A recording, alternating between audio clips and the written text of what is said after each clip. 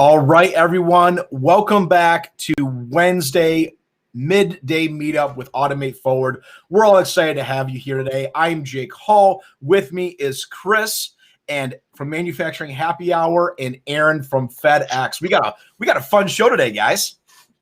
Excited to be here. Aaron, excited to officially be meeting you for the first time and having you as our special guest today, because I can't turn my head without seeing you and all the cool things you're doing at FedEx pop up on LinkedIn. So we're excited to have the conversation today. Yeah, it's fun. Aaron's got a post every single day about something in automation too. So he has some really cool stuff. So what we're here for today is Automate Forward. Automate Forward is an event put on by the Association for Advancing Automation. We're here this week, Monday through Friday, keynote speakers throughout the day from awesome industry leaders, 250 virtual booths where you can go in and see what's happening from the latest and greatest from manufacturers and machine builders. And it's all free. So you can go online, register for free. We'll have that link posted in chat eventually shortly. And join us for these conversations, for networking, and just learning about what's happening in automation. It's hard to believe we're halfway through. It's felt like a very full week as it is with all the good content we've had so far, but we're officially at the halfway point. So if you haven't jumped in yet, still plenty of time to do that. Keep an eye out for the link over in the chat here shortly if you want to get registered for free. Absolutely. So Aaron, how's it going today? Aaron, can you hear us? Uh-oh, hope we didn't lose you. We had you just a second ago. We just had you. Let's see. Aaron, can you hear us? It looks like he's trying to take care of it on his end right now as the true technical advisor that he is. I know, right? Here in a second. All right, Aaron, we cannot hear you. If you want to check your microphone again real quick. But yeah, so really just an awesome event that's happening so far. We've had some great speakers. Yesterday on the show, we had Mike Chico from Fanuc and Sebastian Schmidt from Stably. So really just some awesome events. Later this afternoon as well, I'm really excited for an event, Chris. I just recently posted a video this morning talking about autonomous mobile robots in the industry. So we have, robots that are being used in the distribution center and the warehousing. And really, it's no longer this really complex AMR and AGV that's happening. It's really just a lot of fun stuff. I think we got Aaron back as well. Aaron, can you hear us now? This morning talking about autonomous mobile robots in the industry. So I feel like I'm hearing it more on your end this time. Aaron, are you catching us? It's no longer this really complex AMR and AGV that's happening. It's really just a lot All right. I feel like I can hear him. I think I can hear the stream in the background. I hope I can. Yeah, there you are. There we go. You sound good. Can you hear us? Aaron, are you catching us? Yeah. Can you hear me now? We can. We're getting a little bit of feedback, but I think we can work through that. I don't know if you can hear. I think we're hearing our voices on your stream, but we'll work through that. So, Aaron, you're the senior advisor at FedEx. Yeah. What the heck do you do, guys? I think there's a delay on your end right now. I think you'll catch in a second. Are you watching on the YouTube or the live stream right now? Hey guys, can you hear me now?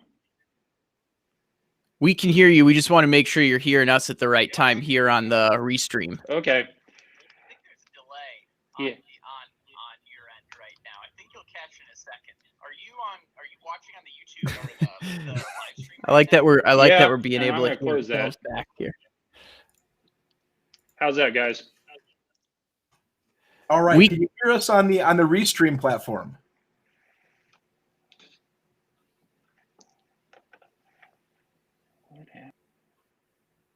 All right, we're still rolling through some technical difficulties, which is fine. We had these going just a moment ago before hopping on air, but yeah, Chris, what are some of the things that you've enjoyed so far most about what's happening at Automate Forward?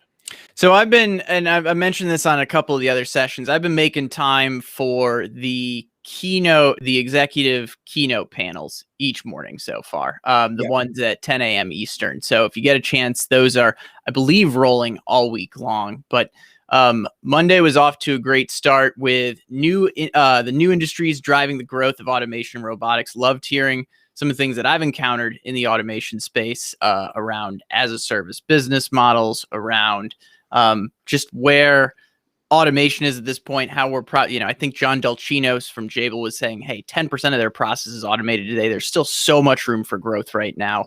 So those were a couple of things that jumped out in that one. Going back to Tuesday, looking at the 2021 State of the Automation Industry Executive Roundtable, it was great to hear from some of the robotics suppliers, like Nook. We got to talk to Mike yesterday. It's just, what I always appreciate is the down to earth conversations that really get past all of the buzzwords and give us some actionable advice. So that's kind of what I've seen so far. Yeah, it's been good. All right, Aaron, we got you back. I'm back. Fantastic. All right.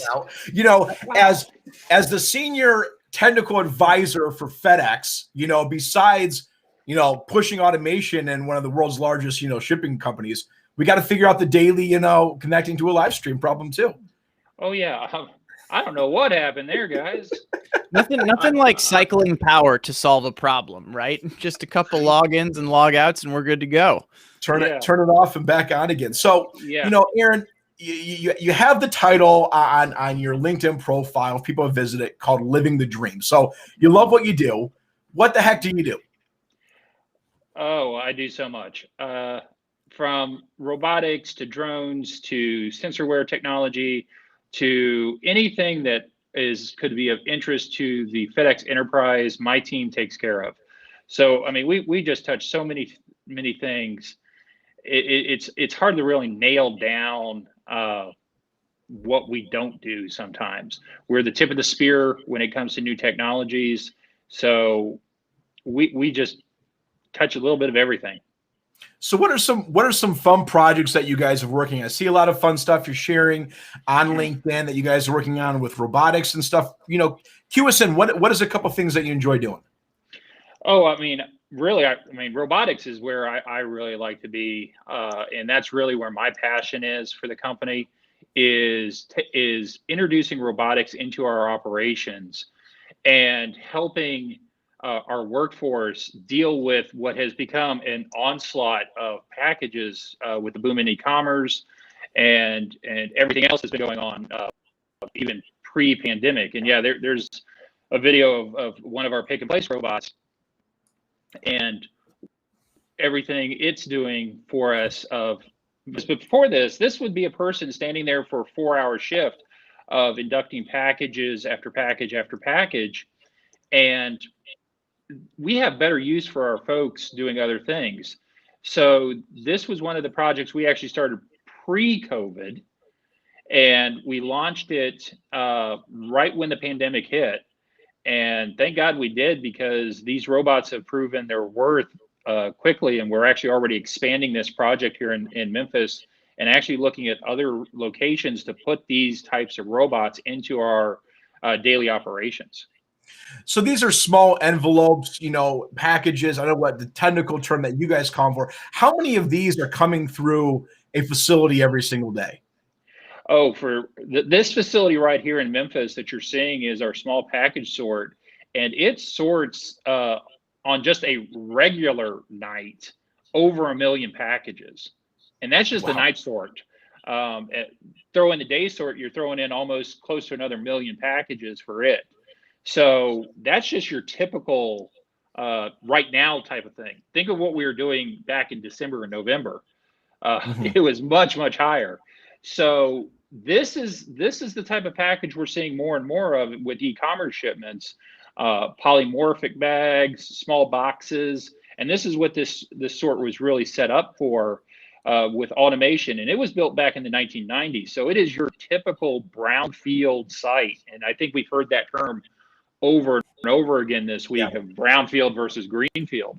Well, this was a brownfield site that we were very much updating to with robotics, and that brings a whole host of new challenges to it.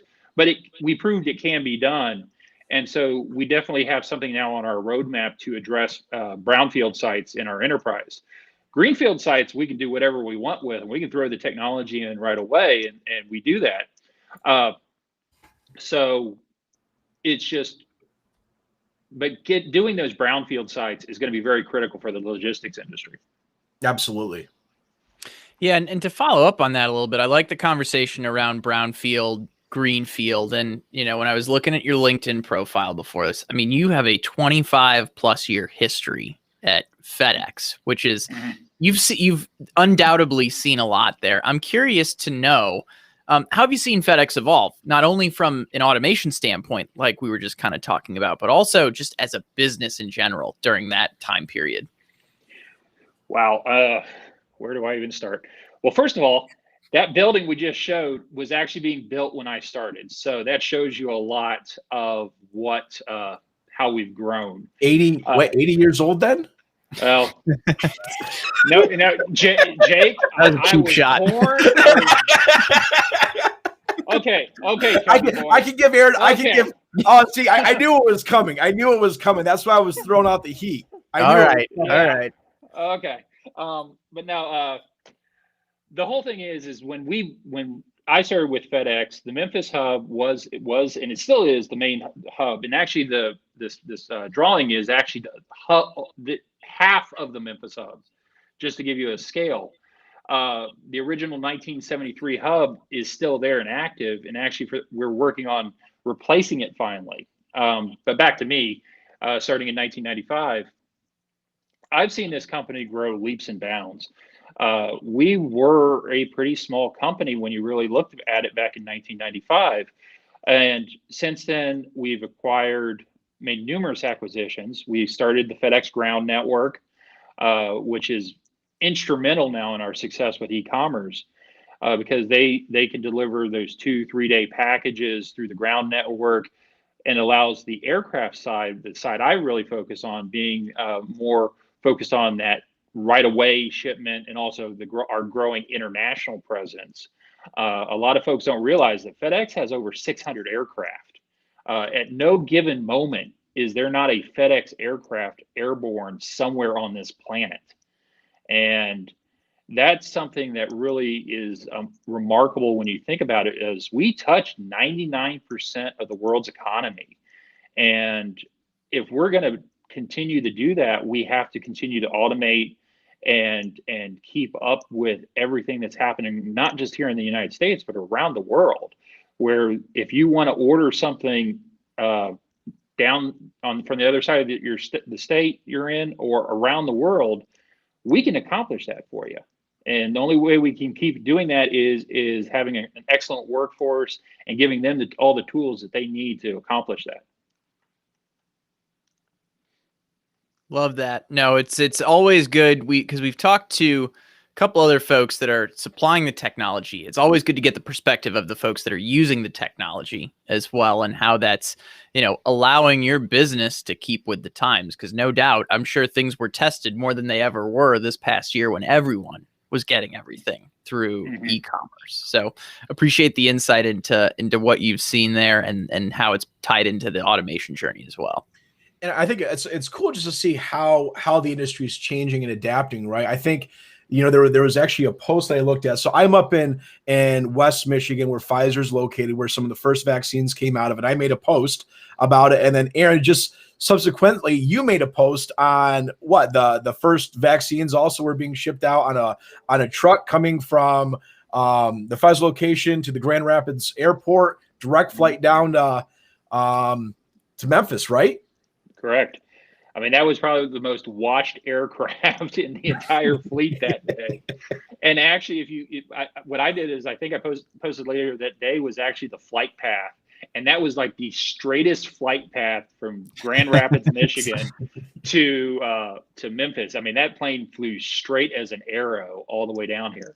And that continues. I mean, we are getting shipments from Pfizer, Moderna, J&J, all those, and we're really glad. It's a sense of pride of what we're doing here at FedEx to help get those distributed across the country and around the globe.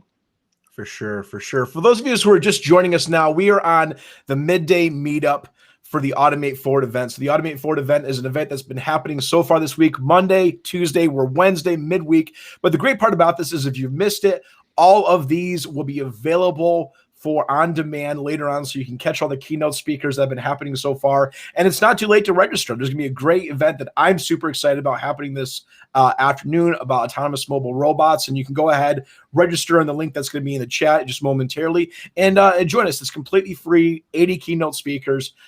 It's a lot of fun. So, Aaron, you and I think, originally got connected just by posting a lot of stuff on LinkedIn. And I think, if you're not following Aaron Prather on LinkedIn, make sure you guys are. I'll make sure to share this post and his contact information as well at the end of this presentation, so you guys can make sure you're following him with a lot of tech stuff. But, Aaron, I want to talk to you about, and this is something that I know you're super passionate about, is you messaged me a couple of weeks ago, and you started this thing called Workforce Wednesday, where the whole idea is to address not only the labor shortage, but how manufacturing and automation can be addressed in a way that is not necessarily solved by a 4-year engineering degree. Skilled trades, technical schools, even the fact that tell me more about the story of how coal miners are now getting trained to program robots. Tell me about that. Thanks, Jake, for pointing that out. I've been always passionate about not just automation and robotics, but the other side of that coin, which is workforce development. And if you're going to do automation, you got to do workforce development just to take care of your automation. So it's the two sides of the same coin. And one of the groups I've teamed up with, and I really enjoy working with, is eCami up in Paintsville, Kentucky. And as you can see, I got my Pride shirt. The high school there in Paintsville, Kentucky won the state championship this year. So go Tigers. Go for the repeat in 2021. But eCami is taking former coal miners and retraining them on advanced manufacturing and robotics. And talk about taking a group that helped build this country in the 20th century at coal mining. But as the workforce has evolved, now they need to get reskilled, upskilled. And organizations like eCami are doing that with modern CNC machines, modern robotics, and they have made some great partnerships with Yaskawa Motoman, Ready Robotics out of Columbus, Ohio, Auto Guide out of Boston, now owned by Teradyne. But all of these companies see the value in these types of programs of helping people upskill themselves for 21st century jobs. I think one of the things we've heard over and over again, and I think Mike yesterday, actually on his presentation, even during this happy hour we're on right now, talked about workforce development is key. And we really need, as an industry, to push that as much as we're pushing the automation and robotics, because we still have all those naysayers out there of robots are going to take your job. And they can just say that, and no one seems to challenge them on it. And what we as an industry, I think, on the robotics and automation side, really need to sort of step up and says, no, we believe in workforce development, and this is what we're doing about it. Absolutely. And so I really encourage everybody in our industry to find that local partner, that local community college, local 4-year college, if that's all you have.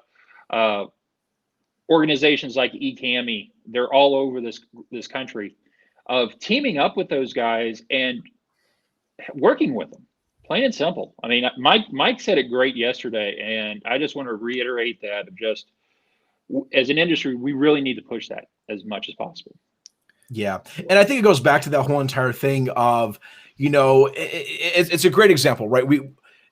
Robots are not about creating jobs. It's about creating better jobs, higher quality of life jobs. For those robots that are in the Phoenix facility, grabbing those parcels and moving them, no operator wants to get paid 15, 16, 17 bucks an hour and do that 10 hours a day. No one does. That's not creating a quality of life or really a purpose where they feel that they're contributing to a company. I think that's the biggest thing for millennials and Gen Zs right now, is it's not always about the pay. It's not about necessarily the title. It's about how can they create an impact.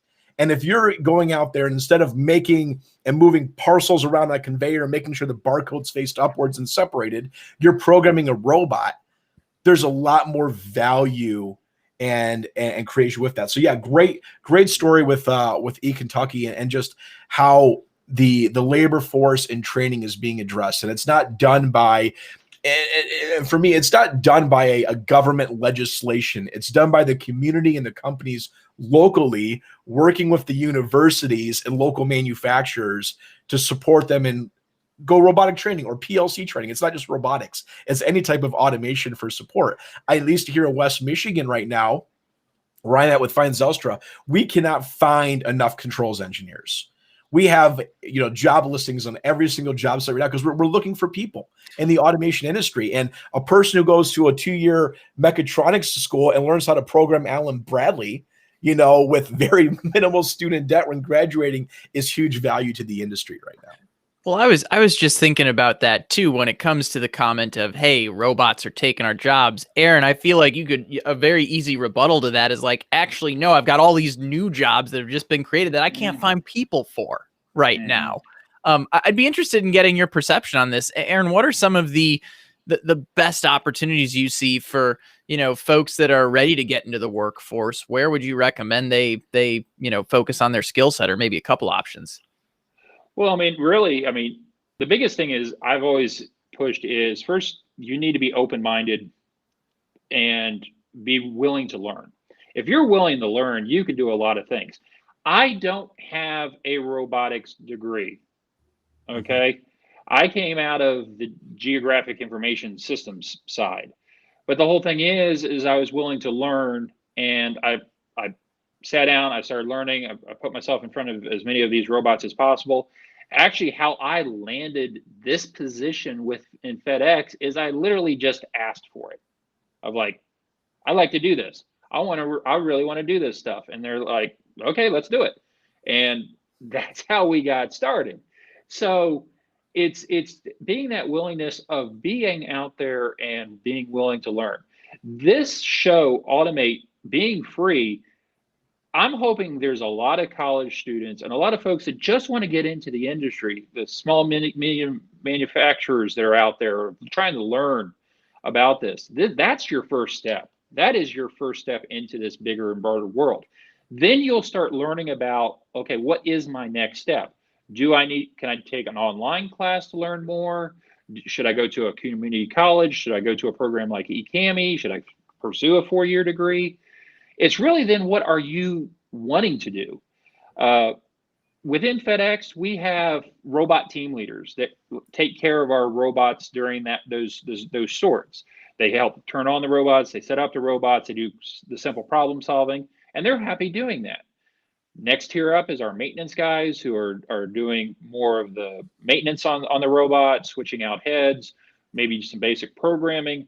And then after that is folks like myself that are more on the engineering side, planning and all that. So there's multiple levels, and it's finding where you're the most comfortable entering and then proceeding from there. So the biggest thing though is you got to take that first step. And these kind of conferences is a great place to take that first step. And you can even network. And I'm hoping a lot of folks are doing that if you're new to the industry or just reaching out to folks and just talking about, okay, well, tell me more about your technology. Love that. Yeah, I love that you start with attitude, willingness to learn, and then all the other skills can come from there. So appreciate that answer. Aaron, so when we talk about, just your involvement on LinkedIn and sharing some stuff, what are like a few things that you're most excited about that are happening in the industry, in automation and manufacturing, warehousing and logistics? I think we were on a call. It was for the pregame kickoff, Chris, right? With Joe and Melton, where we're talking about what 28,000 new warehouses are going to be created in the next 10 years. Just a mind-blowing number. So that's, one subject. But, Aaron, what are 3 things that you are most excited for happening in the industry that are happening in the next 5 to 10 years that did not exist 5 years ago? The biggest thing is the technology is finally catching up to the dynamic nature of the logistics business. 5 years ago, it was just starting to creep in there, and we were able to do certain things like maybe having an autonomous tug move through a facility. But we still had to be very controlling of how that worked. Because in a factory, you can have dedicated lanes, you can really keep everything sort of in a straight line. Within logistics and warehousing, it's very dynamic nature of the business, and things are changing within the environment. Yes, we try and keep our aisles clear, but stuff's coming in and stuff's going out. And now stuff's going in and out really fast. I mean, we have warehouses that are working 24/7 and still can't keep up with all the orders. Jake, you talked about the growth in warehouses. Mhm. There was a stat that came out that in 2020, the global parcel market finally crossed 100 billion parcels for the year. Crazy. Okay, It's a huge number. 2026, the projection is 250 billion parcels in 6 years. Okay, so that's what's driving all this growth in warehouses. So the whole thing is okay, now you have all these warehouses that are going to need robotics and automation. Mhm. Those still are going to have to go through some kind of sorting system at a FedEx, a DHL, a UPS, and that's going to be the next tier. And if you think it's chaotic in warehouses, come to a sorting facility where it is 4 or 5 hours of nonstop craziness to get everything done, and off the planes, off the trucks, sorted, back on the planes, back on the trucks, and out of here. So what is through that Memphis hub? So what, planes arrive in Memphis at what, 4 a.m. or what's that from when, I don't know, how many planes land in here, get sorted and take off again? What does that look like? You know, just for people who aren't familiar with, I'm ordering something online and I want to get it in the next day, 2 days. How does that work? Okay. So when you order something online, and we'll use the air network as the most dramatic side of the business. So planes start arriving here in Memphis about 10 p.m. and the last one arrives about 12:30. The sort goes down around 2 a.m. Okay. And in that time, typically we're processing anywhere on a given night 100 to 150 aircraft. Then X amount of trucks on top of that. So, and as I said, that one building in Memphis is processing over 1 million small packages. So think about what else is going on elsewhere in the sort. So all that's being processed, it's being offloaded, processed, scanned, put back into containers, back into trucks, back out, and the first plane's out of here about 2:20 a.m.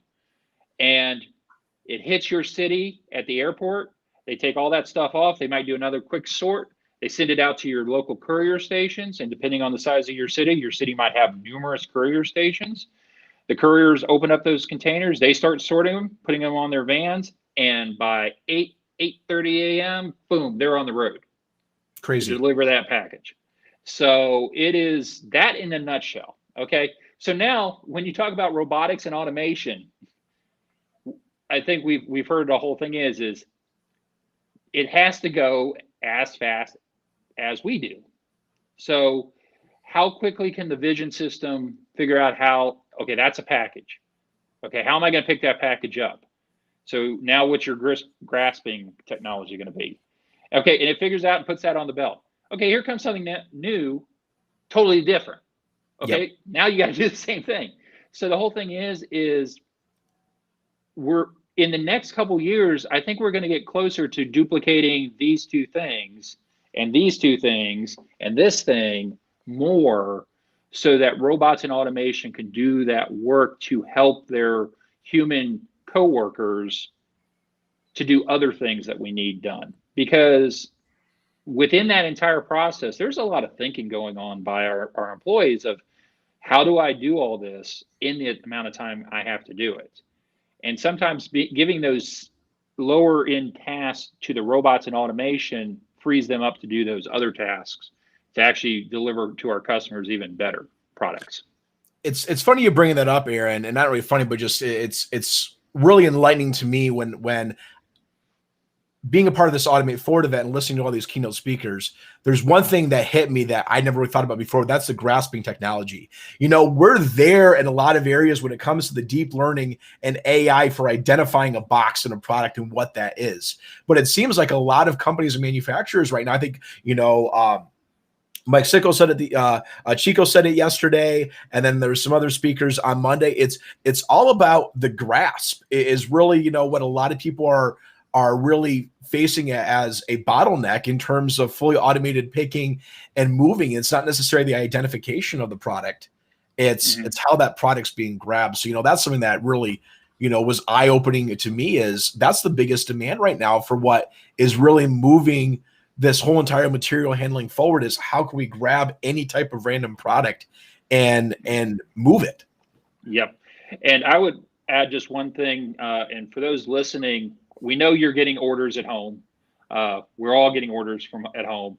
Is if you look at a box, that's one way you can pick those up with suction and all that. But the whole thing is my counterpart Ted Dingle on Monday really pointed this out. Is the polymorphic bags that change shapes, and you can put anything in that. You can put a shirt, you can put anything in there. Well, now that bag keeps changing shapes and sizes, and also the contents can be moving around in that. And we actually have a term for it of brick in a bag. Of you go in to grab the bag, and then all the weight shifts in it. So now your grasping technology really has to be able to adjust on the fly. And there's a lot of folks working on this problem. And these are the breakthroughs I'm really looking forward to in the coming years, is as we figure out how to address the brick in the bag problem. So looking at it, we've got some questions coming on the side. I know we're over the top of the hour. I think we're going to go over a little bit today.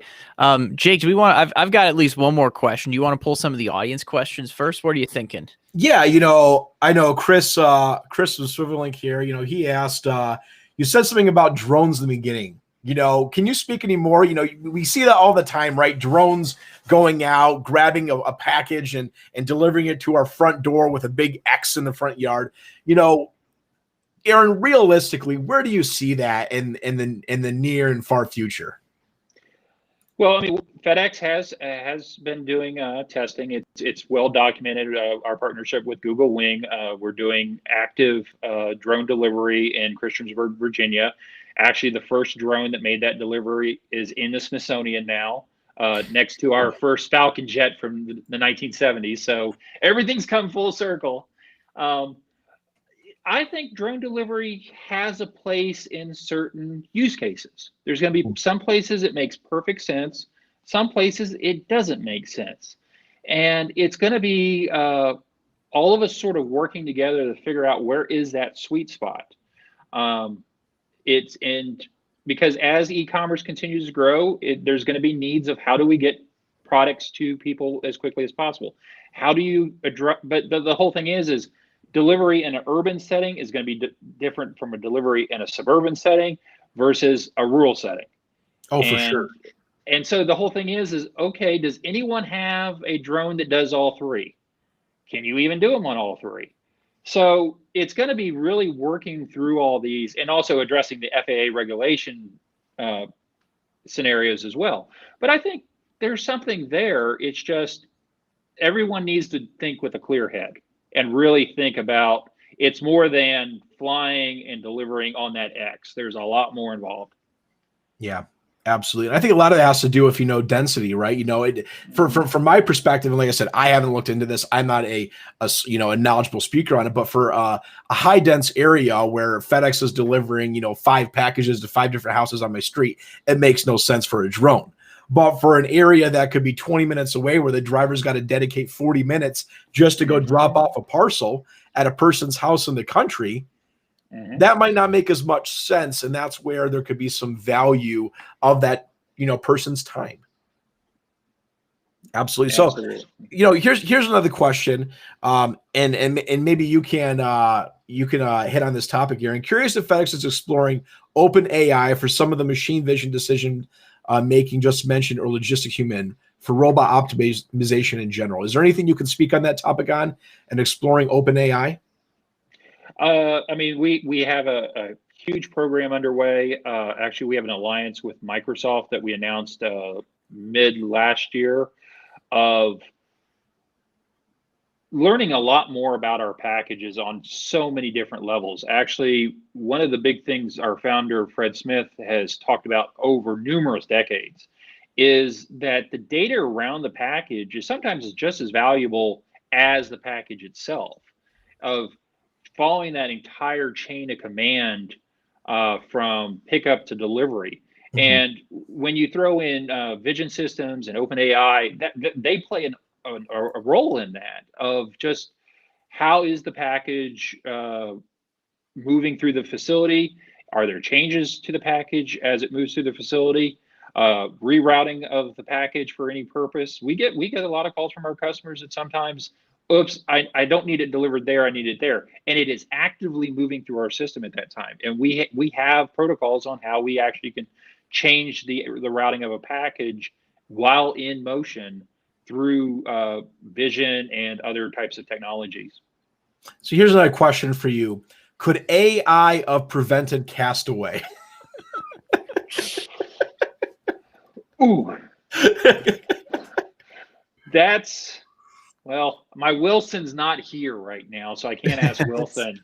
But good question. The whole thing is actually when you look at AI, and one of the things our Microsoft Alliance is doing is actually helping to manage our fleets better through weather events, through other types of things.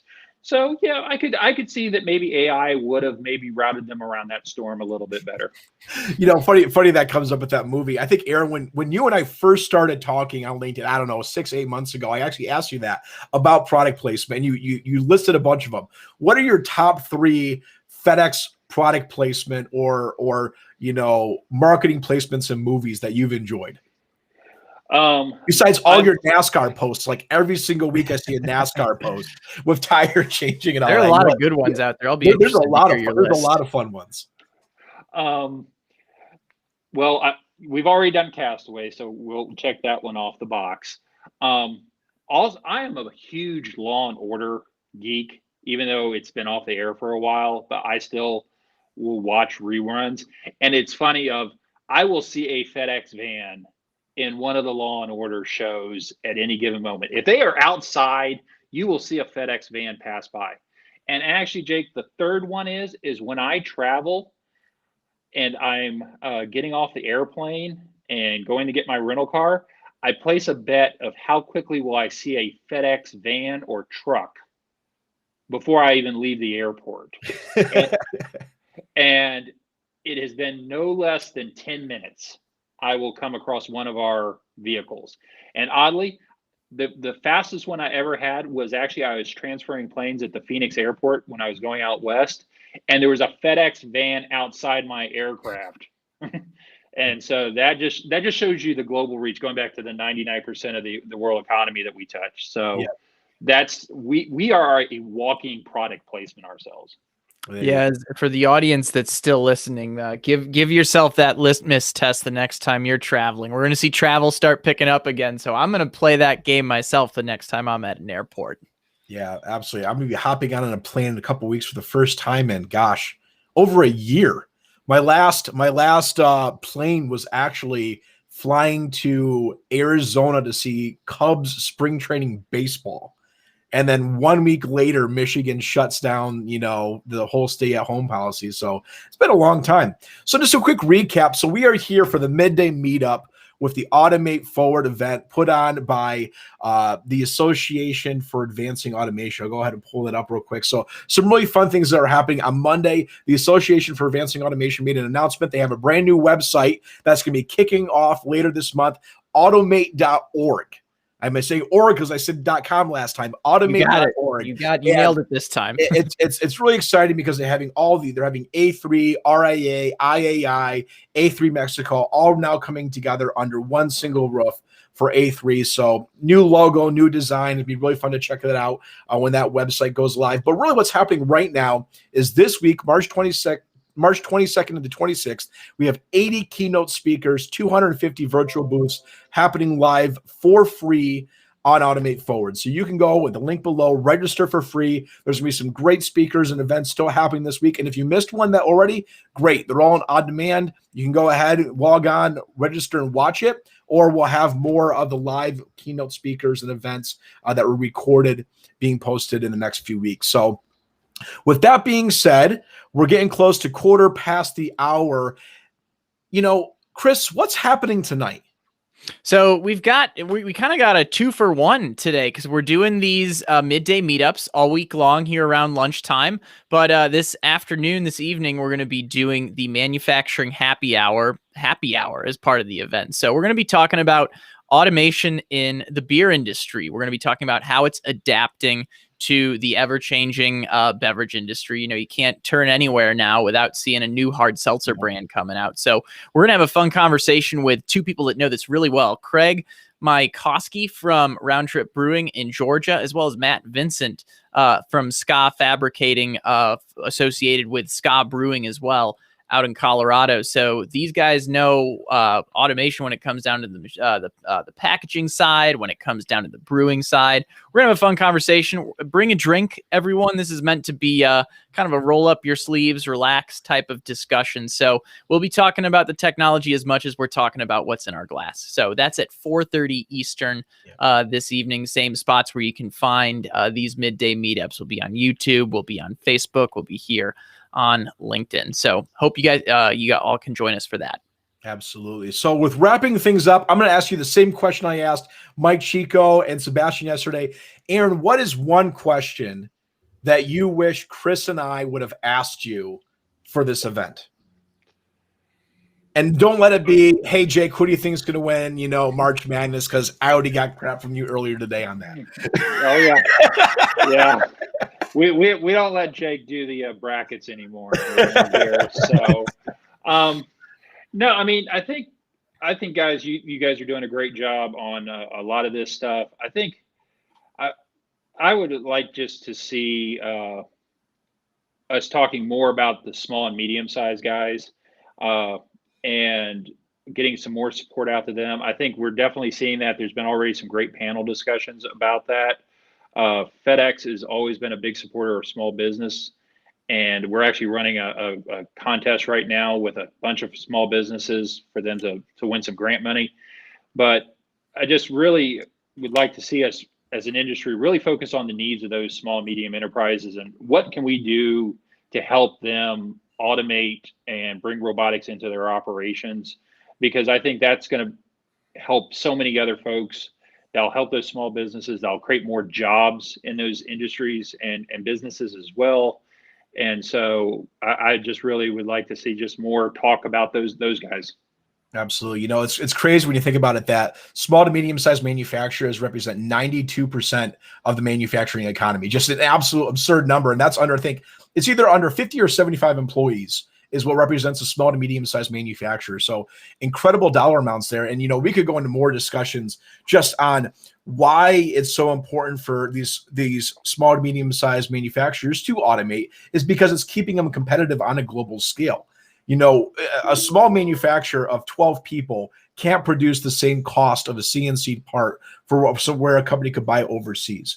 But they create value and opportunity through automation, through robotics, through automated machine tending, through data tracking and traceability that keeps them competitive. And that's how automation is supporting them.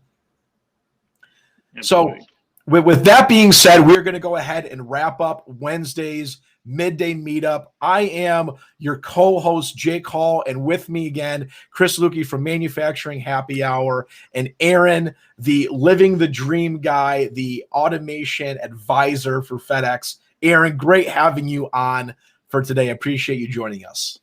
Thank you guys so much. Awesome. Well, guys, once again, 4:30 this afternoon, bring your beer, bring your hard seltzer, bring your bourbon sour, whatever you like, and join us for a fun conversation about automation and beer. I mean, there really can't be. It'll be a good end cap to the day. Let's put it that way.